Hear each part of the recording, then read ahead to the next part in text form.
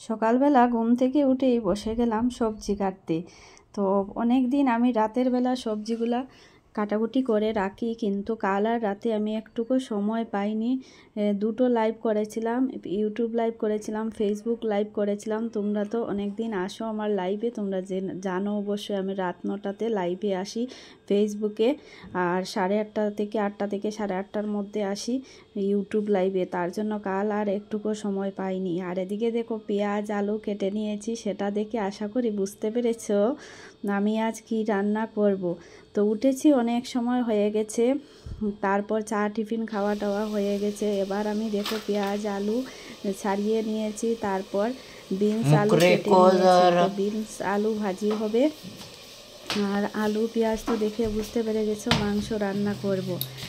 তো সবগুলো কাটাকুটি করে ধুয়ে রেখে দিয়েছি। এবার দেখো আমি শীতকালে দেখো এই টেবিলের উপরে কিন্তু অনেকটা রোদ আসে, আর এখন তো শীতকাল চলেই যাচ্ছে, বসন্ত আগমন হয়ে গেছে। আর এখানেই আমি রোদের মধ্যে পাকা লঙ্কা, তারপর এই যে ফুলগুলা একজন আমাকে দিয়েছিল খাবার জন্য, তো সেগুলো আমি আর খাইনি, এখানেই শুকিয়ে নিচ্ছি। এই থালার মধ্যে রেখেছিলাম, এখানেই শুকিয়ে যাচ্ছে। তো এবার আমি রান্না বান্না শুরু করে দিয়েছি বন্ধুরা। আজ হচ্ছে রবিবার, তার জন্য একটু তাড়াহুড়া কম, ছেলেও বাড়িতে আছে, আর না হলে তো একটু ঝটপট করে রান্না করতে হয়। তবে আজ কোনো তাড়াহুড়া নেই। আর এই কড়াইটাতে আজকে আমি রান্না করছি, কেননা কালকে সোমবার অনেকগুলা বাসন কুসন আমি ধুয়ে রেখে দিয়েছি। আর এই কড়াইটাতে আমি ভাজি করে থাকি, অনেক পুরনো কড়া, তার জন্য এটা কালো হয়ে গেছে। সেটা যতই মাজা ঘষা সেরকমভাবে পরিষ্কার হয় না, আর তার জন্য এটাকে আমি আর ছেড়ে দিয়েছি সেইভাবে এখন ঘষে পরিষ্কার করা। আর এদিকে দেখো আমি অন্য কড়াটা রান্না করে অনেকগুলি বাসনও দিয়ে রাখছি, কেননা সোমবার হলে একদিকে ছেলে স্কুলে যাবে, তারপর আমি স্নান করে পুজো দিয়ে এসে রান্না করে ছেলেকে স্কুলে পাঠাতে একটা অসুবিধা হয়ে যায়। তার জন্য আমি রবিবার তোমরা এভাবে কারা কারা করে দেখো অবশ্যই কমেন্টসে জানিয়ে কিন্তু বন্ধুরা। এদিকে দেখো রান্না চাপিয়ে দিয়েছি, আর এদিকে আমি কাজও করছি। আর ছেলেকে বললাম একটু আমাকে আজকে ক্যামেরা করে দাও, তুমি যেহেতু বাড়িতে আছো, না হলে তো আমারই নিজেকে সব কিছু করতে হয়।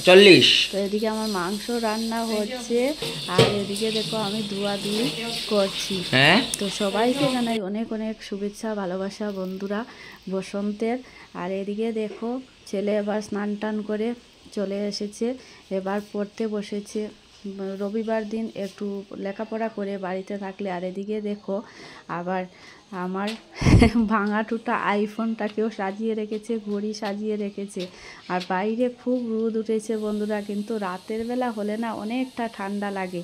আর আমার একটা অভ্যেস আছে, রোদ উঠলে শীতকালে কিন্তু আমার লেপ কাঁথা কম্বল বলো সব কিছু রোদে শুকিয়ে রাতের বেলা গা দিতে জাস্ট আমার দারুণ লাগে, কি বলবো তোমাদেরকে। সেই লেপটা আজকে আমি রোদে দিয়েছিলাম, আর এখন কিন্তু শুকিয়ে একদম কুড়মুড়ে হয়ে গেছে। এনে নিয়েছি রোদ থাকতে কেননা রোদ পড়ে গেলে আবার কিন্তু সেটা ঠান্ডা হয়ে যাবে। আর রাতে কিন্তু সেই লেপের নিচে ঘুমাতে না জাস্ট কি বলবো, খুব মজা। তো তোমরা কারা এরকম শুকোতে ভালোবাসো অবশ্যই কিন্তু কমেন্টস বক্স খোলা আছে।